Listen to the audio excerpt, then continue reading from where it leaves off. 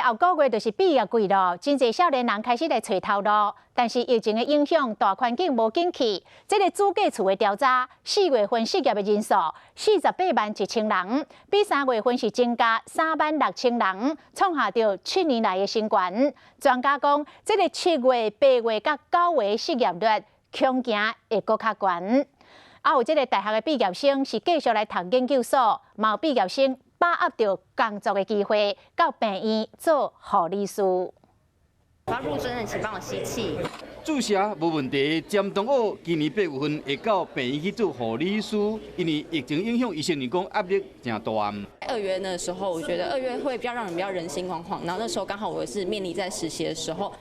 依照主计处的公布，4月份失业人数是48.1千人，比顶个月增加36000人，这是7年来同一个月份上悬的，而且有愈来愈侪趋势。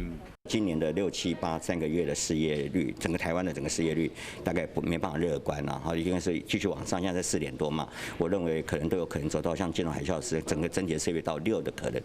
大环境无景气，唔然好大学毕业生想要继续读研究所，无想要食头路，要上班族。面对减薪减班，讲生活压力有够大。